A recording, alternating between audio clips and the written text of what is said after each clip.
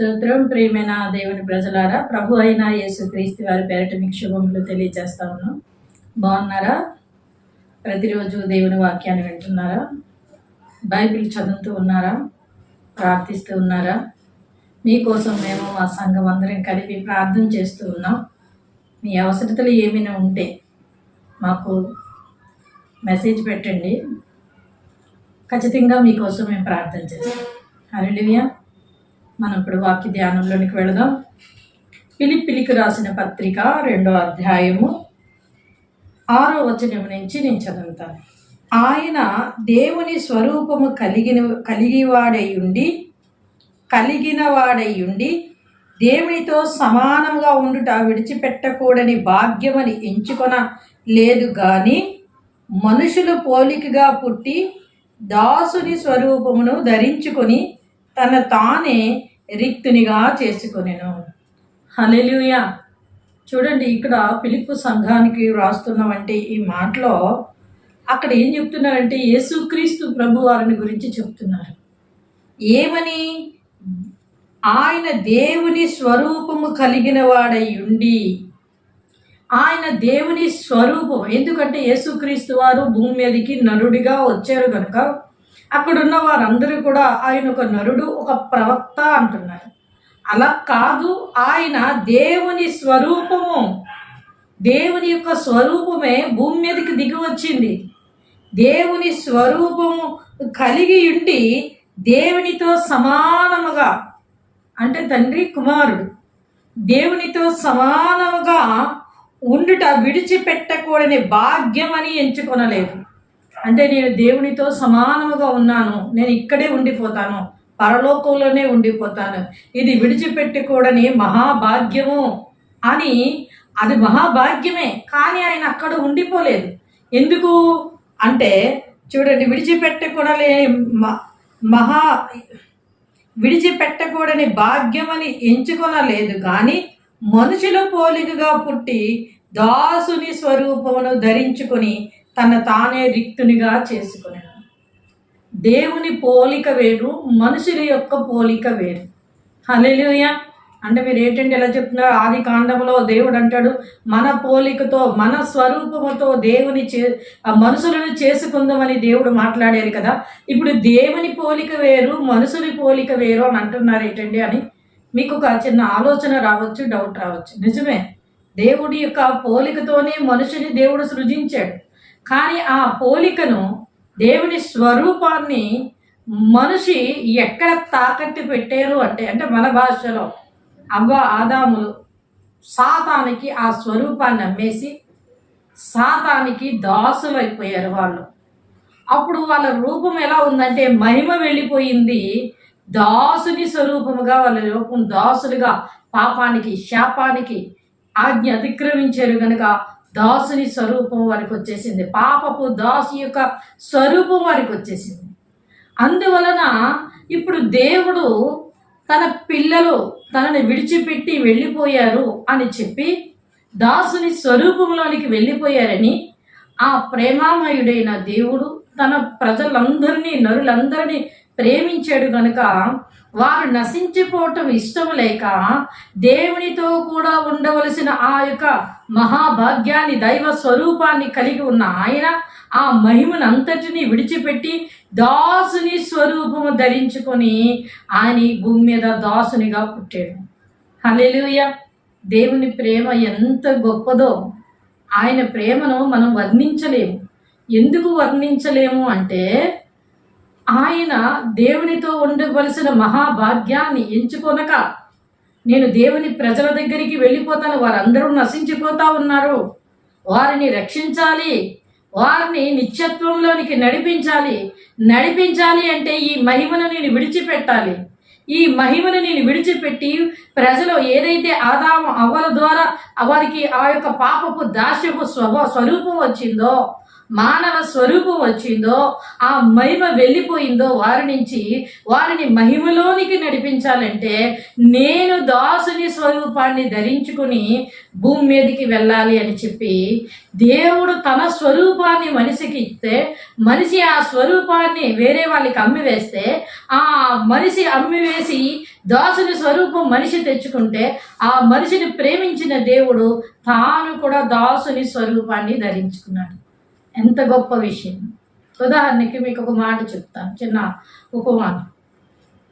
ఒక తల్లి తండ్రికి ఒక బిడ్డ, మన పిల్లలే తప్పు చేశారనుకోండి, తప్పు అంటే మనం ఇంట్లో ఏవో డబ్బులో వస్తువులో పెడతాం. ఈ నేటి దినాల్లో ఇది చాలా ఎక్కువైపోయింది. అయితే పెట్టినప్పుడు ఆ వస్తువు నగ లేకపోతే ఆ డబ్బులు పిల్లలు ఏం చేస్తారంటే వాళ్ళు అవి పట్టుకెళ్ళి ఏవో కొనుక్కొని తెచ్చుకోవడమో చేస్తారు. చిన్నగా ఉన్నప్పుడు వాళ్ళని దెబ్బలాడతాం, అక్కడ డబ్బులు పెట్టాం నువ్వు ముట్టుకోకు అని.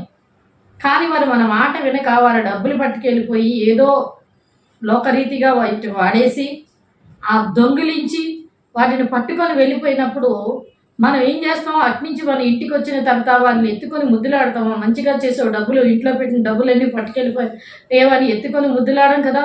వాళ్ళని దండిస్తాం, కొడతాం, అవసరమైతే బెత్తం వాడతాం, ఇంకా అవసరమైతే ఇంకా చాలా దండిస్తాం. దండించి కొట్టి నువ్వు ఇక్కడి నుంచి పో, నా కళ్ళు ఎదుట ఉండకాని వారిని త్రోసివేస్తాం. అప్పుడు ఆ బిడ్డ ఏం చేస్తాడంటే, ఆ తల్లిదండ్రులు నన్ను ఎంతగా కొడతారని చెప్పి అలిగి ఇల్లు విడిచి వెళ్ళిపోయాడు అనుకోండి. అప్పుడు మనం ఏం చేస్తాం? పోతే పోని అని వదిలిపెట్టేస్తామా? వదిలిపెట్టాం. మన బంధువులు అడుగుతాం, మా బిడ్డ మీ ఇంటికి వచ్చాడా అని. మన ఇరుగు వారిని అడుగుతాం, మా బిడ్డ మీ ఇంటికి వచ్చాడా అని. మన పొరుగు వారిని అడుగుతాం, వాడి స్నేహితులను అడుగుతాం, స్నేహితుల దగ్గర ఎక్కడైనా ఉన్నాడా, మీ దగ్గరికి వచ్చాడా అని స్నేహితులను అడుగుతాం. స్నేహితులు అందరూ మా దగ్గరికి రాలేదు అని అన్నప్పుడు మనం ఏం చేస్తాం? మన బిడ్డను మనం వెతకడం ప్రారంభిస్తాం. ఎక్కడెక్కడ రైల్వే స్టేషన్లో, బస్ స్టాండ్లో ఎక్కడైనా దొరుకుతాడేమో అని వెతుకుతాం.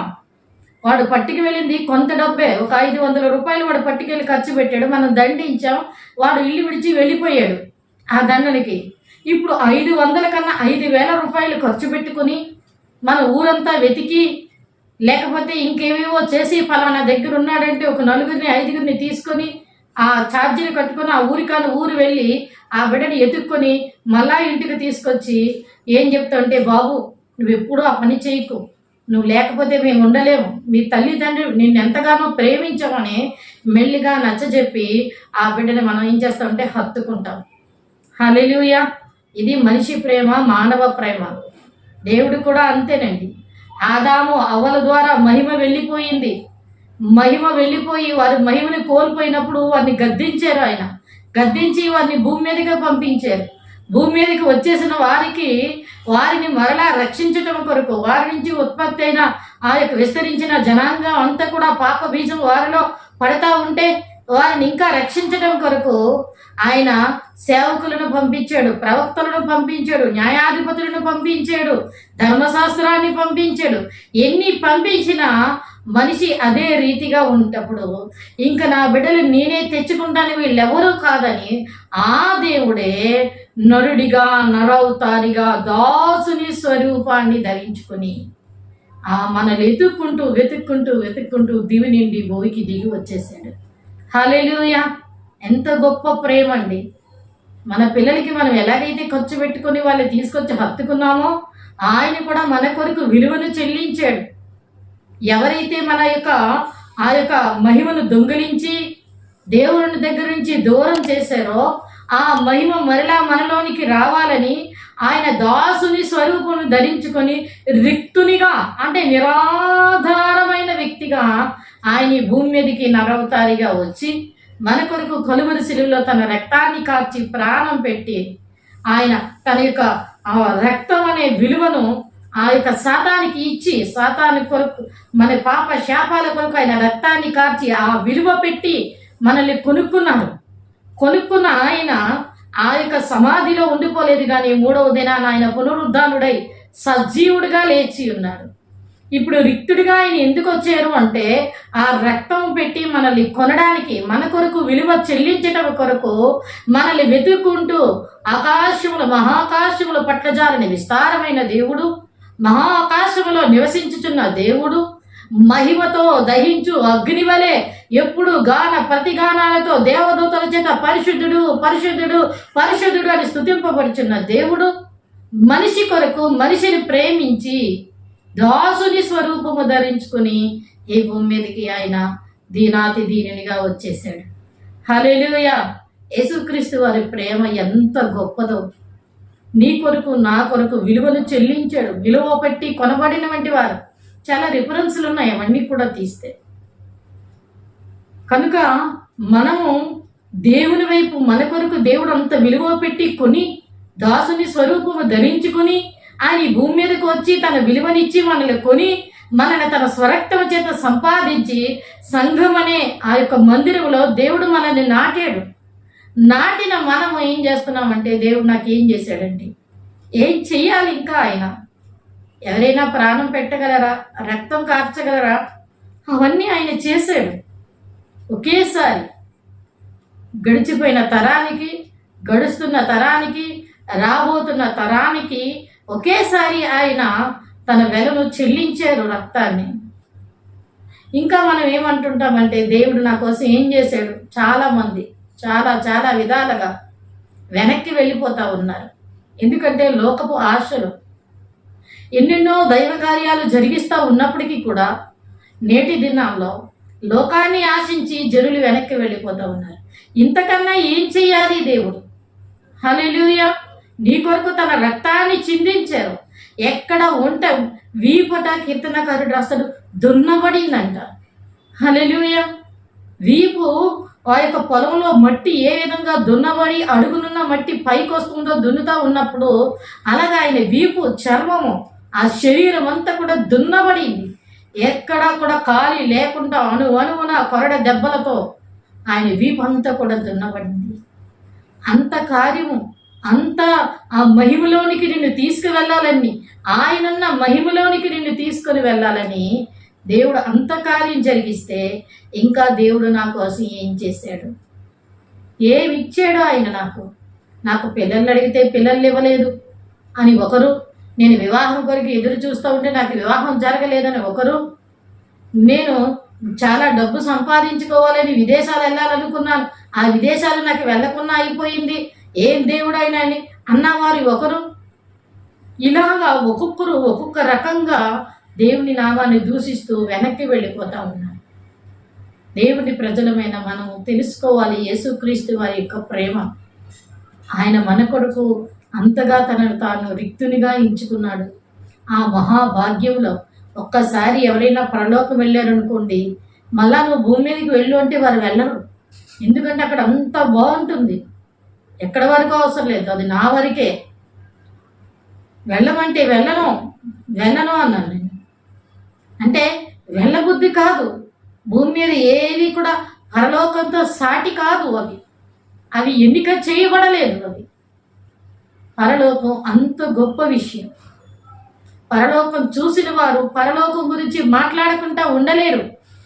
అంటే చూసావంటే నువ్వు డైరెక్ట్గా వెళ్ళిపోయి చూసావంటే కాదు. స్వప్నమందు, దర్శనమందు, ఆయా రీతిలో అలా స్వప్నమందు, దర్శనమందు చూసిన వాటికే అంత హృదయం ఉప్పొంగిపోతూ ఉంటే, వదిలి రాబుద్దీయకపోతే మరి డైరెక్ట్గా శరీరంతో వెళ్ళిన వంటి వారు చూసిన వారికి ఇంకెంత రావాలనిపిస్తుందండి. హల్లెలూయా. పరలోక రాజ్యం అంత గొప్పది. కనుక దేవుని రాజ్యం కొరకు మనం ప్రయాసపడాలి. యేసుక్రీస్తు వారికి ఎందుకండి అంత బాధ? ఎందుకండి ఆయనకి అంతగా భూమి మీదకి వచ్చి ఒక కన్యక గర్భాన్ని జన్మించి 33.5 సంవత్సరాలు భూమి మీద ఉండి అనేక మందికి స్వస్థతనిచ్చి రక్షణ సువార్తను ప్రకటించి సిలువ వేయబడి తన రక్తాన్ని చిందించి బాధను వేదను అనుభవించి ఆయన సమాధి చేయబడి పునరుద్ధారుడై లేచవలసినంత పని ఆయనకి ఏంటి? వాళ్ళు వస్తే బాగుపడతారు, లేకపోతే లేదని వదిలిపెట్టేయవచ్చు కదా. ఆయన ప్రేమామయుడు, జాలి కలిగిన దైవం, ప్రేమ కలిగిన దేవుడు. ఆయన ప్రేమకు మనం విలువ కట్టలేము. మాట సెలవిస్తే చాలు.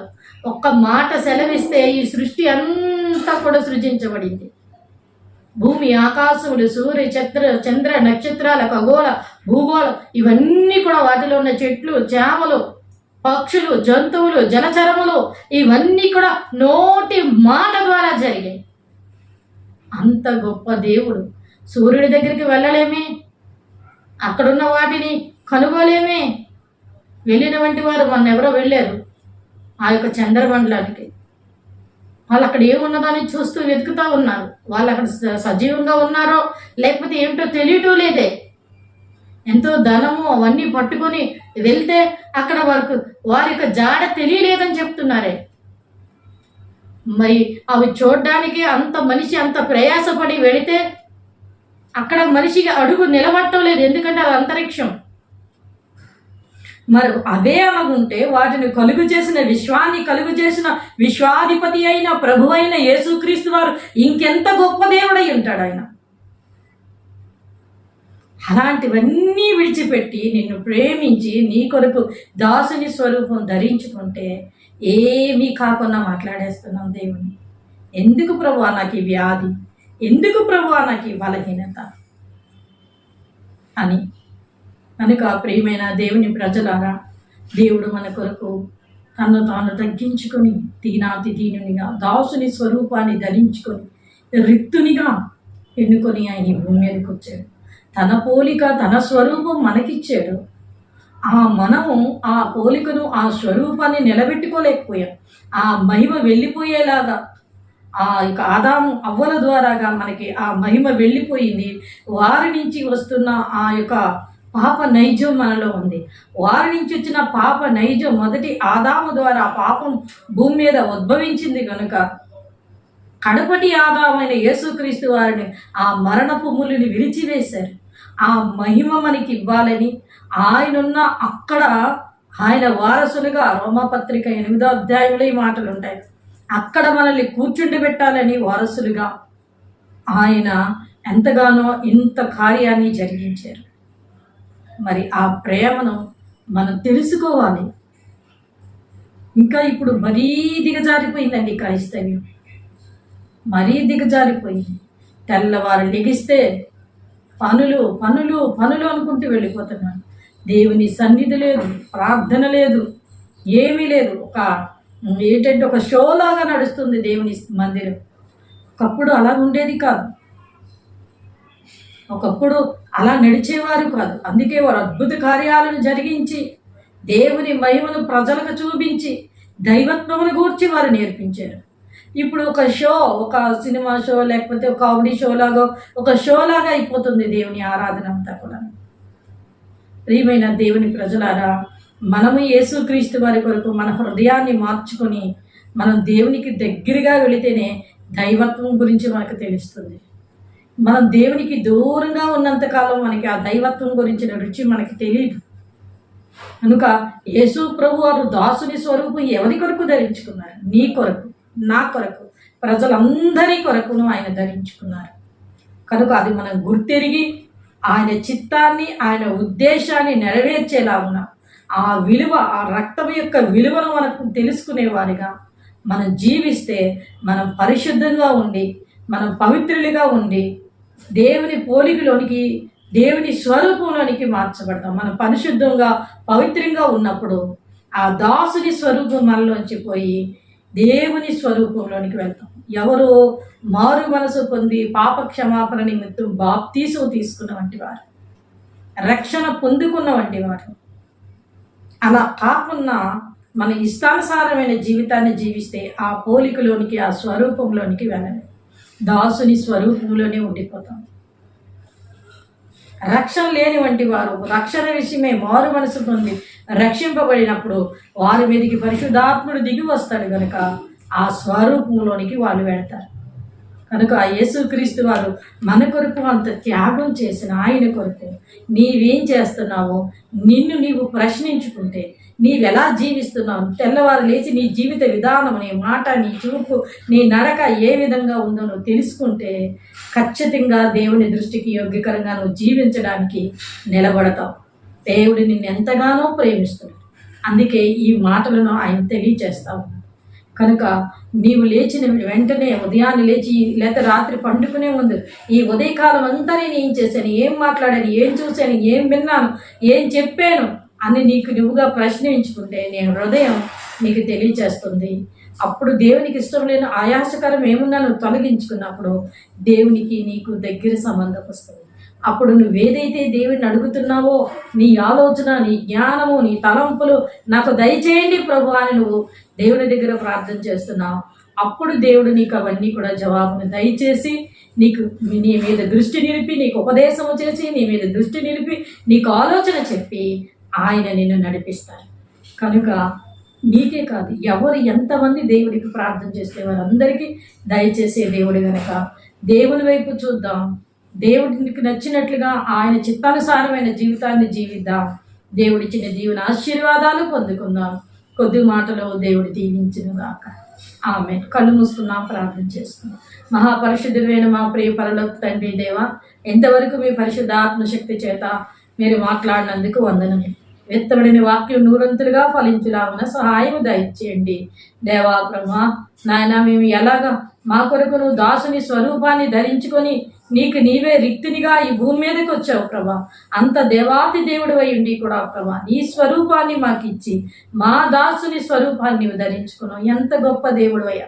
మా కోసం మీరు చేసిన త్యాగం ఎంత గొప్పదయ్యా తండ్రి. వివరించినందుకు మా నోరు చాలదు, మా నాలుక చాలదు నాయన. ప్రభువా తండ్రి, మేము కూడా మీలాగా జీవించడానికి నాయన మాకు మీ కృప సహాయము దయచేయండి ప్రభా. అయా మేము పరిశుద్ధతను కోల్పోకుండా నిత్యము నీలో నిలిచి ఫలించేవారిగా మమ్మల్ని బలపరిచి స్థిరపరిచి క్రీస్తు అనే బండ మీద నిలవబెట్టి మీరే మహిమ పొందుకోమని యేసు పరిశుద్ధ నామమును స్తుతించి వేడుకొంచున్నాం పరమ తండ్రి. ఆమేన్. God bless.